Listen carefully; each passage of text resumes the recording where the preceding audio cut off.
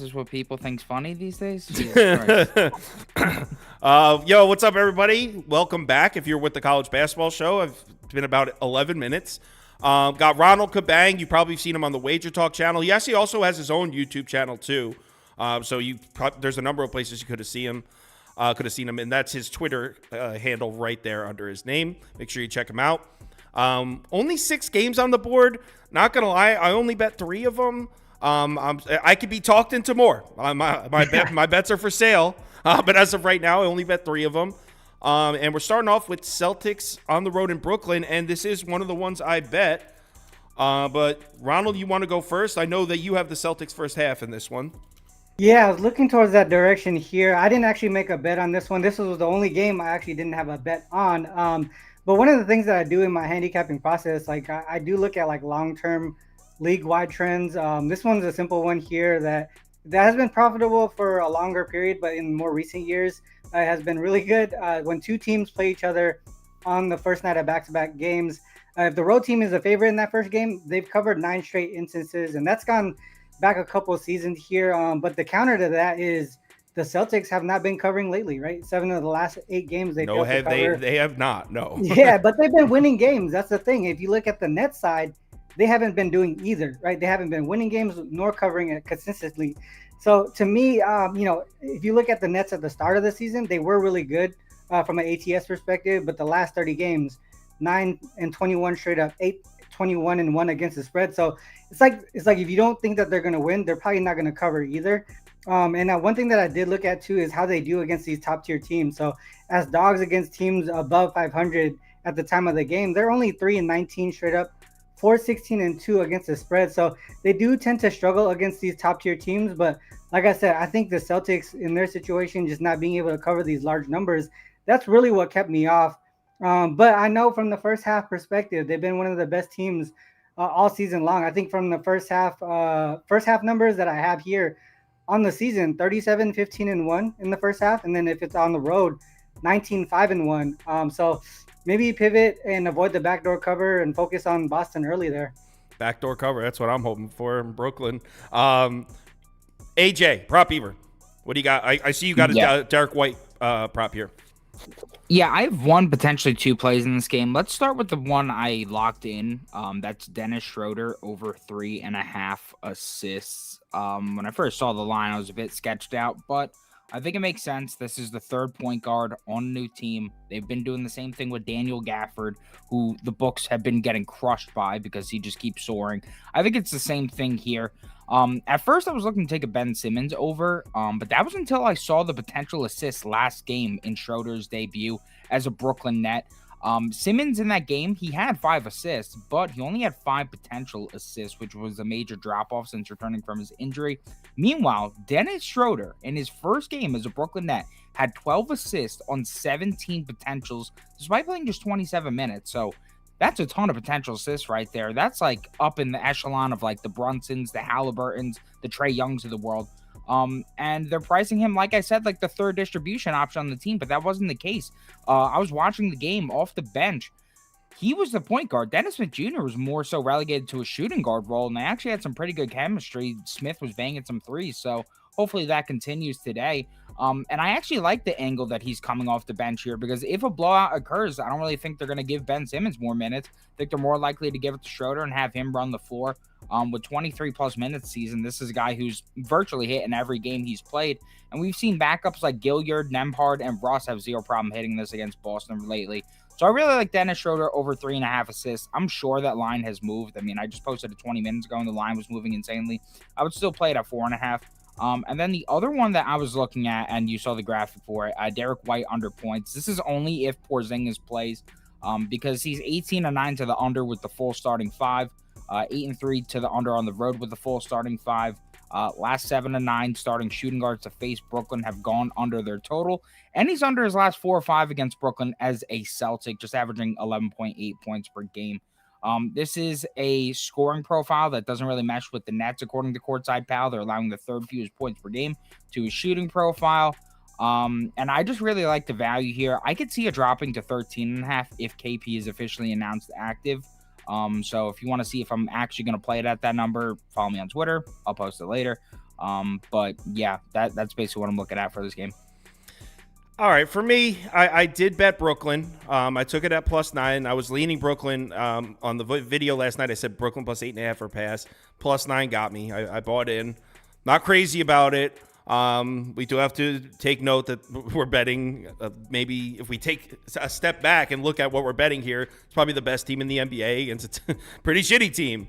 That being said, if we just look at the last 3 weeks or so, the numbers I was using the last 10 games. So that's about 2.5, 3 weeks. In a vacuum, this line should be Brooklyn +3, maybe less, because Boston, I mean, what do the Celtics like to do? They take a ton of three-point shots, specifically above the break, first in frequency from that shot zone every single week. Week in and week out, you can put your money on Boston taking more above the break threes than any other team in the NBA. They haven't been hitting them. I have the numbers right here. And if you go on the full season, they're 10th in three-point efficiency from above the break. Last 10 games, 18th. Last 5 games, 23rd. So Celtics outside shots have not been falling very much at all recently. And this Brooklyn three-point defense, look, it's not good. But, I mean, in the last 5 games, 18th and 15th. In the last 10 games, 14th and 11th. It's not nearly as bad as the full season numbers indicate. So, I mean, is there a chance that Boston shows up and shoots 55% from outside? Of course there is. They're the Celtics. But the recent numbers indicate that we should be getting good value here. And then here's what really put me on, though. It's the numbers on the other side of the court for the Nets offense. Obviously, we know that, first of all, the strength of the Celtics defense is protecting the basket, or at least it has been recently.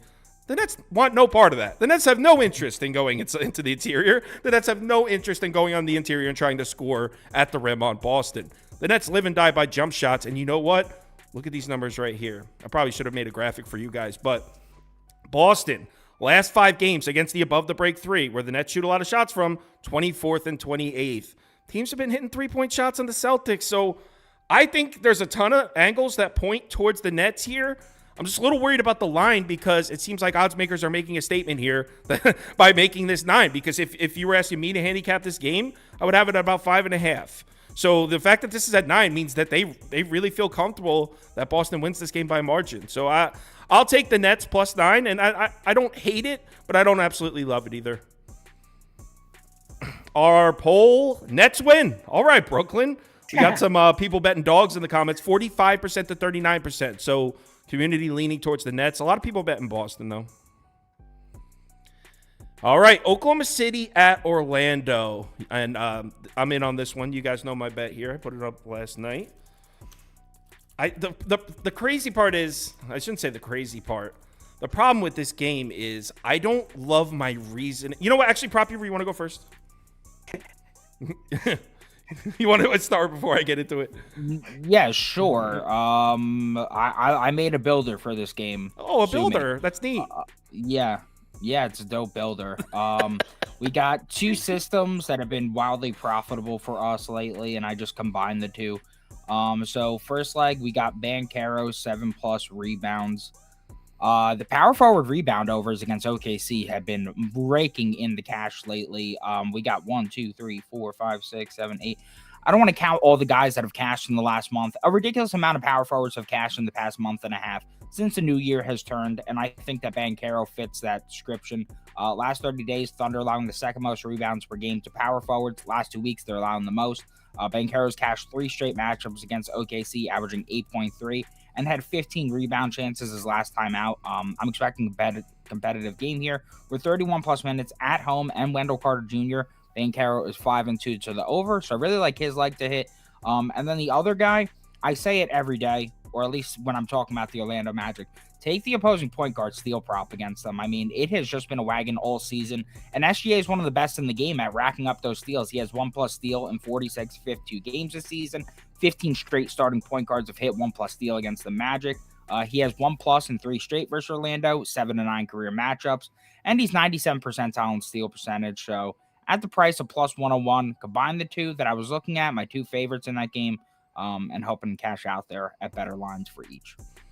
All right, I'll go next. Actually, you know what, Ronald, you want to go? Because I know you're on the same side as me in this one.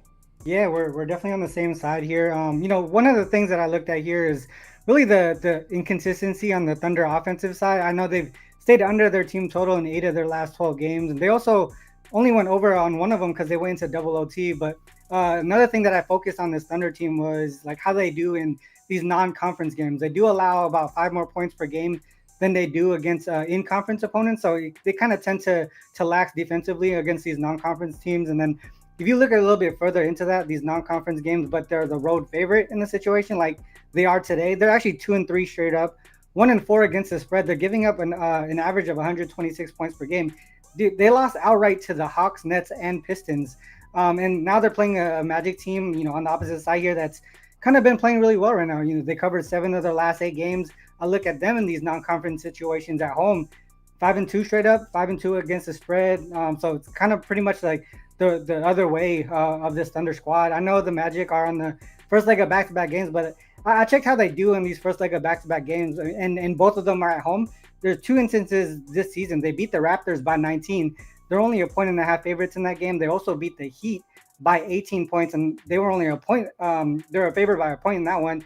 And if you look at recent form, the last 10 games for this Thunder team, 38.4% of their points are coming from the 3 ball. That's the 5th highest rate in the league. But throughout the season, you can look at regular season and the last 10 games. The Magic have been a top 10 opponent, top 10 perimeter defense as far as like limiting 3-point percentages. So for me, this is sort of like a letdown spot as well, coming off a key win against the Kings. And then, Magic, I think they just continue their momentum going into that All-Star break. So I took the +2.5 for me. Same. I'm on the Magic. I put half on Orlando +2.5 and half on the money line. I split it up. I couldn't really find any angles on either side. Magic pretty decent at defending in transition, which is obviously huge when you play the Thunder. This Thunder offense has just completely switched it up. They're just not attacking the rim much recently. On the last 5 games, they're 26 in the shot frequency at the rim, 21st in the short mid-range.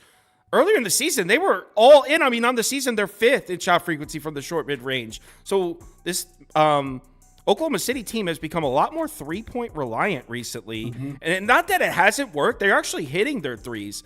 But that plays right into the strength of the Magic defense because their numbers, like Ronald just said, the numbers against the 3-ball recently look really good. In the last 5 games, they're 4th against the above the break 3, 6th against the corner 3. So this new look Oklahoma City offense, and you know what? Maybe they're just changing it up for a little bit before the All-Star break. Maybe they don't want anyone to get injured. Who knows? But the way the Oklahoma City has been operating their offense recently plays into the strength of the Magic defense.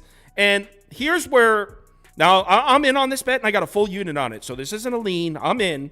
Here's where I'm a little worried. Because Oklahoma City does usually play good defense at the rim. In the last 10 games, they're 9th and 10th. Now, in the last 5 games, they're 27th. So recently, the numbers don't look good. But 5 games is a little too small of a sample size to really draw anything from. Magic attack the basket a lot. So I'm a little worried about that. Oklahoma City's defense might be a tough matchup for Orlando. But as a whole, if you take a step back and look at this line, Oklahoma City -2.5 on the road in Orlando. That means there's the 7-point gap between these two teams. Maybe overall, but not in the last few weeks there isn't. So overall, I think we're getting a good number too. It went up to 3.5, but then came back down to 2.5. I think I'm on the right side here in Orlando. I like my position. Poll, wow. I was not expecting this. Poll heavy on the Magic here. 59%, 31%. I figured everyone would be taking, everyone loves the Thunder. Well, rightfully so. They've paid out a lot of money. 59%, 31% in favor of Orlando, though. Orlando wins the poll. All right. Let's clear the board. Move on to Miami at Milwaukee. This game. I hate the line. I hate the line for this game. Is that 8.5 now, or is that 8? I think 8.5. 8.5 now. This is just ugly, man. I'll go first because I have almost nothing to say. So last night, I said I would lean Bucks -7.5. I would still lean that way, but it feels crazy even coming out of my mouth saying it. Miami, historically in the regular season, has a terrible record against the spread coming on the road to Milwaukee. They actually have a terrible record against the spread against the Bucks, period. The Bucks have really good numbers against the Heat. In the regular season, though, not counting that playoff series that we saw. Giannis was injured for a lot of that anyway, but so there's that. The Bucks historically, or in the last handful of years, have a really good track record against the Heat, especially at home. I don't care about the Bucks on a back-to-back much because this is a team that really needed a turnaround. I don't think they're in any position to take their foot off the pedal. And also, they have good numbers. I think they're I wrote it down, but I don't have it in front of me. I think they're like 6-2 or 5-2 on back-to-backs this year, 5-4 against the spread. I forget it, but it's not bad. How about that? The Heat offense is terrible. Milwaukee gets a lot of criticism for their defense, but it's actually not as bad as you think. Actually, they have good numbers protecting the rim. The three-point shooting hasn't been there for the Heat. Now, I don't really love the matchup for the Bucks offense. The Heat defense has been really good, but they're also injured. There's no Jimmy Butler, Duncan Robinson. Wait, is Duncan Robinson still questionable? Let me check that. He's questionable. Yeah. He's still questionable. Yeah. But Terry Rozier and Josh Richardson both got hurt on I almost said the Christmas Day game, the Super Bowl Day game. Both got hurt in that game, so there's a lot of pieces missing for Miami. This is the way I'd go. Didn't bet it. Don't intend to bet it. I actually think both these guys are on the other side of this, right? You guys are both leaning Heat? No. Oh, you're not? Nope. All right, Proppy, yeah, what are you Bucks on? -8.5. Not exactly an analytically inclined pick, but I just feel like this Bucks team is so due to go on a rampage because they were horrendous against the spread for weeks and weeks. I just think that's due to correct course. The last two games, they really showed up. They won by 53 combined points, covering the spread with ease both times. And sure, some may point to the fact they're on a back-to-back, but that doesn't seem to affect them whatsoever. They're third in both offensive and net efficiency in these spots, 7-2 straight up. Now, Miami has definitely looked a bit better lately. They've covered the last 5 or 6 games, but still 2-6-1 against spread their last 9 on the road, and they have some horrendous history against the Bucks that you covered already in the regular season. 2-8 against the spread their last 10 trips to Milwaukee. I just think that the addition of Jay Crowder to the starting 5 has really helped the Bucks be a bit more grounded defensively. And I just don't know if Miami has the firepower to keep up here. I mean, I'm sure maybe we'll see like a random good performance from Caleb Martin. Maybe Hero gets some buckets, but like I'm just not seeing it here. Just reads to me as a comfortable Bucks win, as crazy as it sounds with how bad they've been against the spread lately. But I think they're turning a new leaf. I'm going to put it up real quick because someone asked about the injury report. So here it is. Here's what I'm seeing on RotoWire. Looks like Lillard is going to play. He's listed as probable. So is Giannis and Brook Lopez and Pat Connaughton. So the Bucks are listed as probable. And as I mentioned, Butler out, Josh Richardson out, Terry Rozier out, Duncan Robinson questionable for Miami. Ronald is on the other side, though. Well, I was just leaning in that direction. Like I was telling you earlier, I took the under 228 last night. Oh, you did, right. Yeah, so obviously it shifted a lot to the point where, I mean, even my model now is saying maybe potentially take the over, but, I can't really do that there. I mean, one thing that I was looking at here from the Heat perspective, I mean, they've been playing really well lately. They finally put together a good run of defensive games, and they kept their last 6 opponents under their team total. I mean, that includes games against really good offenses, the Kings, Clippers, and the Celtics. Obviously, they're on the first leg of back-to-back games, which sometimes I would view that as a flat spot, but the Heat have done well in this situation this season, 6-1 ATS on the first leg of back-to-back games. The problem is, like you mentioned, they're really short-handed, right? No Rozier, no Butler, Richardson's out, and Duncan is questionable. On the opposite side, you guys bring up a good point about how the Bucks are playing right now, but obviously, like since the beginning of the calendar year, they're only 6-16 ATS. They've stayed under their team total in 6 straight games, and that includes, some of these wins and covers here. So their offense isn't really clicking. Their defense maybe getting a little bit better there. Another thing that I looked at here, I mean, I took the Heat and the under against the Celtics. To me, there's a situation, especially when they don't have Jimmy in the lineup, the Bucks tend to over adjust the number. And when I looked at the Heat without Jimmy, they're actually 9-7 straight up, 10-6 ATS, 11-5 to the under. So typically their defense tends to stick together. I know 7-1 to the under in the situations where they're on the road without Jimmy as well. So they step up defensively. Opponents only averaging 108 points per game in that situation. So like I said, I took the under 228. The reason why I do think that the Heat, I do lean towards the Heat in their direction is, I still don't trust the Bucks defense. I know they limited the last 2 opponents under 100, but so I looked at the team total for the Heat here. It's at 107.5. In the 54 games for the Bucks, they've only limited opponents under this number 6 times. So their defense really isn't, to me. Yeah, they look a little bit better. They limited the Hornets to 84, the Nuggets 95.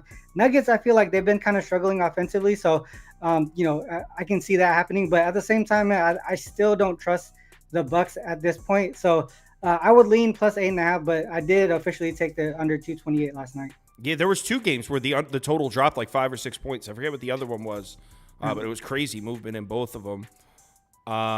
So our poll took the Bucks. I thought everyone would be on the Heat here. Team seems like community's buying back in on the Bucks rather quickly. 48%, 33% in favor of Milwaukee. So I guess we're a Bucks program today, with the exception of Ronald leaning the Heat, but he actually likes the under. He just got it at a much better number. Next, Sacramento at Phoenix, and I bet this one. I'm in on the Suns, man. I'll go first to this one. I'm a little worried that the line hasn't moved more, if I'm being honest. I thought I got it at 4.5, and I thought I would wake up to see like a 6. But I guess maybe there's some action coming in on the Kings, playing that Kings as road dogs trend that's keeping it honest. I'm hoping that's the reason. So yeah, I'm on Phoenix, and I'm scared of laying points here to the Kings in a road game, without a doubt. I personally love playing the Kings as road dogs. You guys know that if you subscribe to this channel. But this is a matchup for the Suns. I actually like the matchup for the Suns defense as well, but I'm just going to start with this matchup for the Suns offense, because the Kings have terrible numbers defending the mid-range shot, and the Suns offensive numbers shooting the short and long mid-range shot are out of this world. They're so much better than second place shooting those shots, and you got a Kings team that struggles to defend those shots. So I love the matchup for the Suns offense. I think they're going to be able to score and do whatever they want offensively. And now on the defensive side, look, this total's at 244.5. I'd say the market's not expecting much defense to be played in this game, but actually, I don't even hate the matchup for the Suns defense. They have decent defense in transition, which is huge here against a Kings team that we know loves to push the tempo. They actually have, not great, but they have decent numbers recently defending the three-point shot. They're 10th and 13th in defensive efficiency against the above the break and corner threes. That's not bad. I mean, this is a Kings team that launches a lot of threes. I like this matchup for the Suns. I think the Suns are a really good basketball team right now. And I said at the end of last season, you guys have probably heard me say this 3 or 4 times now, that I thought the Suns were going to be the best team in the Western Conference this year. Obviously, for the first chunk of this season, that was looking like a terrible take. I think that take's starting to come to fruition. I like the Suns team. I think they're a lot better than they're even getting credit for now. And I think this number's too short. I think 4.5 at home, that means on a neutral court, there's the 1 point gap between these two teams. I disagree. I think it's bigger than that. So, yeah, I'm on Phoenix, even though I could see Phoenix winning by 3. But I'm on the Suns. I'm kind of with you on the same page there. If I had to pick a side or a total for this game, I'd probably lean with the under in this spot. But inversely, I like a player prop over here. I'm going with Bradley Beal. I'm going with over 19.5 points. Now, this line started at 18.5 today, moved up to 19.5. I got it at minus 105, but now it's back down to 18.5 at like minus 125, minus 130.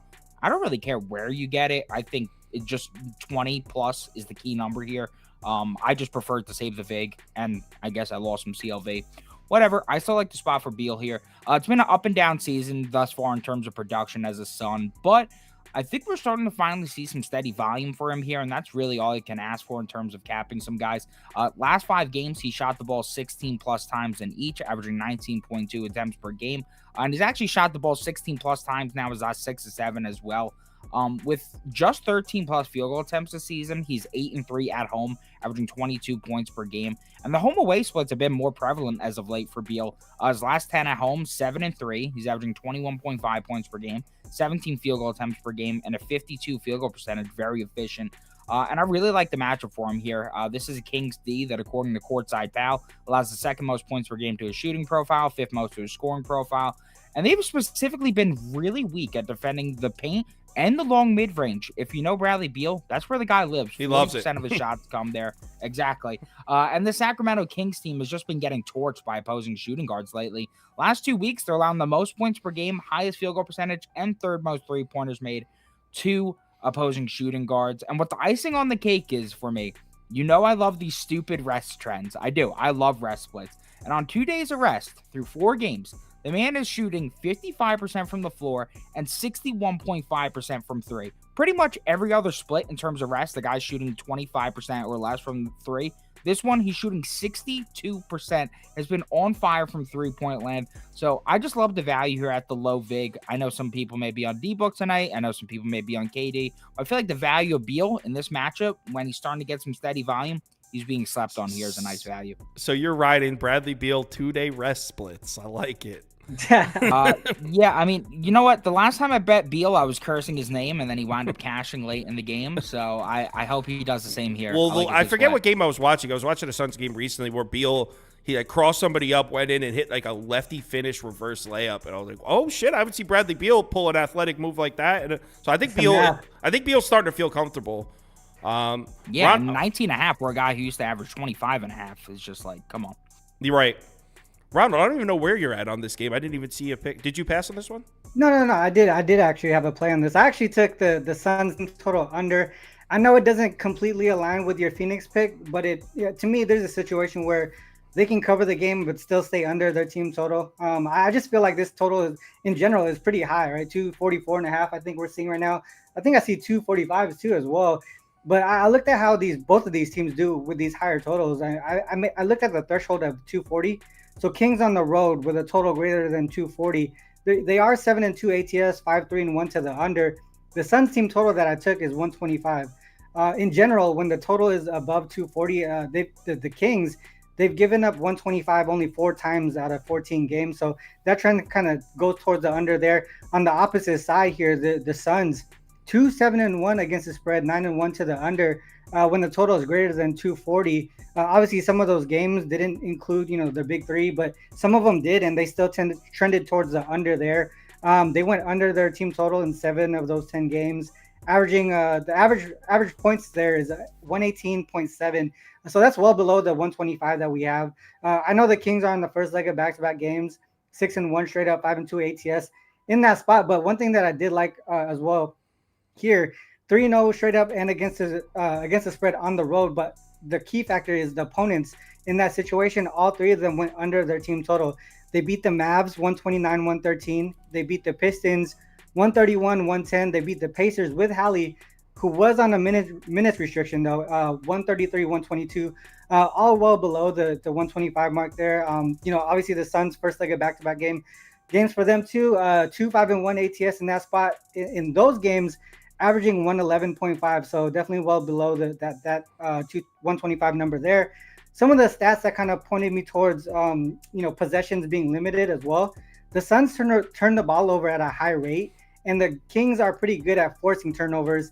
The Suns, they're 10th in the league in offensive rebounding, but the Kings are actually first in defensive rebounding percentage. So they might limit those offensive rebounding opportunities for the Suns side. Defensively, the Kings struggle against the 3-ball. I think you guys mentioned it. I believe they're actually they allow the highest 3-point percentage in the league. But if you look at the last 10 games, the Suns are dead last in 3-point attempts per game. So they're second in the league in percentage of shot attempts within the 3 and first in mid-range. So a lot of it is pointing towards maybe they don't take enough chances to take advantage of how bad the Kings perimeter defense is. So that's some of the reasons why I kind of look towards this Suns team total under here. Also, the 3 matchups so far this season have gone under as well. So, this matchup tends to have really large totals, but they've been going under at a pretty good rate. All right, so Suns team I total. like that reasoning. Yeah, it was solid. I knew that the Kings had a big turnover advantage and rebounding advantage, which concerns me. But I'm hoping the Suns defense shows up here.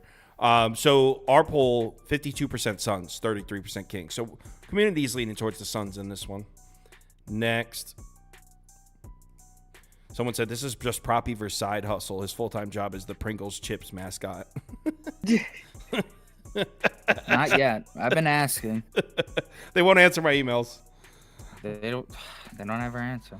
All right, so we got Timberwolves on the road in Portland here, and actually, I think Ronald has to go first because I believe he's the only one that has a play in the game. Yeah. You guys didn't look at this at all, huh? No, I looked at it. I'm thinking Portland or pass. I don't know. I did not. Yeah, this is this is going to be an ugly one, but a lot of the times the ugly plays hit, in my opinion. But So I was looking at this Wolves team. I had the Wolves last night. They got it done for me. They just had two big wins in a row, so somewhat of a letdown spot here, especially on the second leg of back-to-back games. Potentially unmotivated, right, against a weaker opponent here. They play against the Blazers again on Thursday too. I think one thing that really caught my eye was how low this total is, and I looked at the Wolves on the road, where the total is under 220. They're allowing 104 points per game. Opponents 6-3 to their team total under. One game went over by the hook. They barely went. I think it was like a last, like unnecessary shot that went in that got them over. But if you look at the Blazers side, right, you had the Blazers. They're averaging 105.6 points per game when facing opponents on the second leg of back-to-back games. So they're not necessarily taking advantage of teams with tired legs. If you include that the Blazers are rested, for some reason, their offense actually gets a little bit worse. They're 1-8 against the spread, averaging under 100 points per game when rested versus teams that are unrested. From an injury perspective, this is where I think it really pushed me towards this team total under here on the Blazers side. Brogdon's going to be out of the lineup, and when he's not in the lineup, their offensive rating actually drops significantly from 111.7 to 106.2. That actually puts them below the Grizzlies, who are the worst offensive rated team in the league. And if you look at pace, both teams play a very slow pace. If you look at last 10 games, Wolves 27th in pace, Blazers 29th in pace. Blazers turn the ball over at a high rate, even more so when Brogdon is not in the lineup. So potentially less potential possessions for the Blazers there. Like the team total is 102.5. Like I said, it's an ugly game, ugly bet, but I think it's low for a reason. If you look at these Blazers teams at home, when the total is under 220, they scored 100 against the Grizzlies, 95 against the Cavs, 84 against the Pelicans, which just happened a couple days ago, right? And I think people are going to bring up the bounce back effect after scoring 84. There's no way they can get any worse or whatever. But I looked at the Blazers after scoring under 100 points, 9-4 to their team total under. After scoring under 90 points, like they did in the last game, 3-0 to their team total under. They scored 97 against the Mavs, 77 against the Thunder, and 93 against the same Wolves team earlier this season. So a lot of things to me pointed towards the Blazers to stay under that 102.5. I'm tailing. I liked it. I know Prop Beaver liked your the Portland rest splits. Do you hear that? When they have the rest advantage. I love me some rest splits, man. When they have the rest advantage, they're 1-8 against the spread. Like, how crazy is it? Yeah, wow, that's a good one. The only thing I would lean here is probably the under. I just don't see many positives for each offense. In fact, the only positives I see for each offense is the fact that they have an advantage in terms of getting to the charity stripe. But otherwise, I mean, this is a T-Wolves offense that attacks the paint at a high rate, and the Blazers defense has been great protecting the paint lately. 5th in frequency, 6th in efficiency over the last 10 games. Also, Minnesota loves to shoot that corner three, another area of strength for this Portland defense. And then on the other side, I think the Blazers are going to have a ton of trouble holding on to the basketball. 27th in offensive turnover rate their last 10 games. Minnesota's 2nd. And the Blazers have been living at the rim. 3rd in frequency their last 10 games. That's what the Timberwolves do. That's their strength. They got Gobert standing down there. I'm just not seeing it here, so I would lean under, even despite the heinously, disgustingly low total here. I feel like it's set like that for a reason. It looks like we are all leaning towards an under here. Our poll, I mean, it kind of seems like everyone's split on this one. A lot of people, 41% Timberwolves, 37% Blazers, 12% over, 9% under. Looks like community's pretty split down the middle. I don't think anyone is in love with betting this game. Let's move on to the 6th and final game. And there's just one question to ask here. Can we fade the Detroit Pistons, the wagon that is the Detroit Pistons right now? I have not bet this game, didn't put it on the ticket. This is one of those where, like, I'm open to it. Here's the thing. So, obviously, Pistons 12-2 against the spread in their last 14 games, right? Can't argue with that. How can you fade? I'm wearing a Pistons hat. How can you fade the Pistons right now? Not doing it. So, I'm not taking the Lakers. No chance. That being said, the Pistons, the weak spot of the Pistons defense recently has been protecting the rim, which is a nightmare when you're playing the Lakers because they're coming. That's what that offense does. They attack the basket, and that's been the weak spot of the Pistons defense. Also, Pistons offensively have a decent free throw rate. They're 11th in the last 10 games. They've been getting to the foul line. Probably not going to happen on the road in LA. Lakers either don't get foul calls called on them or they don't foul. It's open to your interpretation, but they're first in defensive free throw rate in the last 10 games. I don't like this matchup for the Pistons at all. That being said, there's no way I'm fading them. It's the hottest team against the spread in basketball right now, and we're still getting double-digit points. So, not to mention the Lakers are one of those teams where, I mean, they're double-digit favorites in a non-conference game. You know, it's like the Lakers aren't one of those teams that like you expect to get up for the meaningless games. Not I don't mean that in any negative sort of way against the Lakers. I'm just saying I don't know how motivated the Lakers are to beat up on the Pistons. This is the way I would go. Haven't bet it yet. I'm seeing you guys want to talk me into anything. Ronald, you got anything for this one? Yeah, I actually took the over in this one. I think you brought up a lot of good points. I mean, that whole free throw discrepancy thing is kind of crazy, but the whole double digit number here. Obviously the Pistons have been double digit dogs quite a bit, 2-16 straight up, but they've been covering the spread in these situations. Also 12-5-1 to the over. Pistons versus a rested opponent. Here's another rested split here on the road with a high total, at least 236. So 236 and above. 7-0 to the over, averaging a combined score of 258.5. So they tend to go up and over this number when they're rested versus a rested opponent on the road. Pistons also 7-2 to the over in these road non-conference games. You mentioned that as well. If you look at this Lakers team, they've stayed typically, this 240 is a high total for a Lakers game. This season they've been trending towards the under in these higher 240 games, but the last two instances they have gone over pretty easily. And that kind of goes with how their offense has been going recently, because I think in the last on the season, I think they're 25th in offensive rating, but the last 10 games, they're actually 9th in offensive rating. So they're getting up there in pace. Their offense is getting a little bit more efficient. But if you look at them as double-digit favorites, so the opposite of what we looked at with the Pistons, they're 3-0 to the over as double-digit favorites here, and they reached 242 in each one of those games. But the totals for those games were 230. Now the books are kind of seeing that, and they put it up there at the 240, 241.5 mark here. So they've been exceeding expectations offensively when they're double-digit favorites here. Some of the stats that I looked at, they both play a pretty fast pace. I think the Lakers definitely a little bit quicker than the Pistons, but Pistons are also in the top half of the league as far as pace. They also do well in transition offensively, but both don't defend transition well either. Both teams score a majority of their points in the paint. I think top 10 in percentage of points scored in the paint for both of these teams here, and but are both in the bottom half of the league as far as average points allowed in the paint. So I think the Pistons are 27th in the league in that category. So this could be like one of them games where there's going to be a ton of points in the paint and in transition. So I took the over 241.5 here. Prop Beaver, do you have a move in this one? Yeah, I mean, I'd probably take the points with Detroit. At this point, it's like, why try to go sharp? I mean, they just continue to be absolute wagons. The Lakers don't scare me. Not really gonna just like cower away from that. But what I'm looking at, and I guess I didn't get to make a graphic for it. I was kind of trying to get ready for tomorrow as well. 13 games. Yeah, tomorrow's monster day. Don't want to be at your house till 4, so I didn't really get to go all in on these last two games. But something I'm definitely looking at. I'm just waiting for a line to drop. Simone Fontecchio. I'm looking for a points line on him.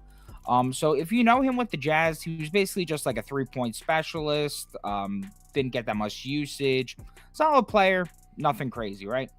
But in his first game as a Detroit Piston, the man had 20 points. He played 32 minutes, and he had 19 field goal attempts off the bench for this team. He's the new Boji. That is a ton of volume right there. And, I mean, we just saw the Schroeder line today, 3.5 assists. That was crazy. We saw the Gafford lines yesterday that were just an absolute dream, just free money, essentially. It could be the same thing here. I mean, I saw Josh Land Your Bets, he's normally on here. He posted his YouTube video, and he had him at 11.5 points. Now, I don't know if the books took it off, and they're going to adjust it to 13.5 and redrop it. I don't know what the deal is. I'm on it. I'm on the page currently. It currently isn't available. If we're getting like a number in the low teens here at that sort of volume against a Lakers team who just cannot defend the 3-ball to save their lives, I mean, that's kind of the perfect matchup for him to really go off and to smash whatever number they're going to be giving him. He didn't even shoot efficiently last game. He still had 20 points in that one. So I'm gonna wait for the line. I'm hoping it's somewhat decent. I know that Fontecchio is better at shooting on the road. I've known that from betting him in the past. And as Ronald said, I do like an over here. So if it's gonna be competitive, if it's gonna go over, somebody has to be shooting that 3 ball because nobody else really can on that team. So I think Fontecchio has a big game here. If he took 19 shot attempts, what about a home run swing? Pistons money line, Fontecchio 25+. I might just, That'd be crazy. dude. I'm in for it. I feel like if the Pistons are gonna cover tonight, my boy Fontecchio has to come through, and I think he does for us. All right, a Fontecchio over when the line's open. Would you play it up to what, like 15.5? Yeah. I know it's tough to say without seeing it. Yeah, it's tough to say because normally I have like props.cash, right? And it'll show me the guy's name. So I could filter by the volume and be able to tell you guys with confidence where I would play it to. So let's just say I'm Simone Fontecchio game logs with 13 plus field goal attempts. What are we looking at there? We're looking at 20, 24, and 12 points. I'd probably take it up to like 13 and a half, 14 and a half. Like, I will tweet it on my page. So if you are curious about the Fontecchio Chronicles, you could go follow me there. Yeah, let me clear the pics so you can see these guys' Twitter. We're going to do the community parlay. Make sure you support. I sent you an underdog, by the way, Kyle. Oh, you sent me an underdog? Awesome. Let's get Yes, Prop sir. Beaver's underdog up here. All right. Prop Beaver's underdog. Here it is. All right, it's a 3-pick he sent me. Let's get it up on the screen. All right, it looks like – so these are his 4 picks from the show. Dennis Schroeder, higher than 4 assists. Bradley Beal, higher than 18.5 points. SGA, higher than 1.5 steals. If you don't have an Underdog Fantasy account, it's available in any state highlighted on this map here. So if you're in one of these states highlighted in yellow, head over to the website or download the app. When make your account, make sure you use the promo code BET, B-E-T. That'll get you a $100 deposit bonus match. So you deposit $100, they will give you a free $100 to play with. All right, community parlay. Just 6 games. It's going to be an interesting one. Our last community parlay was the chalkiest shit I've ever seen, and the Cavs ruined it by taking an L. So we're starting off with Nets money line because you guys voted for the Nets. Thunder Magic, they voted for the Magic. 2 dogs to start. Heat Bucks. I think they voted for the Bucks, yeah. And then Kings Suns, they definitely voted for the Suns. All right, guys, cast your votes. What is the first leg of the community parlay? We've had good luck as far as when a first-time guest comes on, the community parlay hits at a high rate. There's like a bunch of people. Yeah, I don't know what it is. I'm about to ride with it then. Yeah, but beginner's luck or something. Yeah. When someone first community parlay hits. And also, I've noticed that the people weirdly like critique the guest in correlation of the community parlay success, even though they have nothing to do with it. Like, the community parlay didn't even hit. This guy sucks. Make sure you win this time. Community parlay didn't hit. This guy sucks. All right, let's give it. Wow, it looks. I figured it would be Bucks or Suns. It looks like Magic money line is going to be the first leg of this parlay. People are really down to fade the Thunder. I mean, I'm on the Magic too, but I'm not like crazy confident about it. Community loves it. All right, first leg. Orlando Magic. We're starting off with a dog. Here was yesterday's, by the way, that lost thanks to the Cavs. Magic money line. All right, so second place was Bucks. Third place was Suns. I'll give you another chance to vote on them. So we got T-Wolves Blazers. They voted for Minnesota, but it wasn't an overwhelming vote. Pistons money line is on the board, guys. Let's pump the brakes a little bit here. And then we'll put Bucks money line and Suns money line. No, you know what? Let's just do T-Wolves and Pistons here. And T-Wolves, Pistons, and Bucks. And then we'll do another poll with the Suns money line. It's hard with only 6 games to like organize it properly. All right, what's the second leg?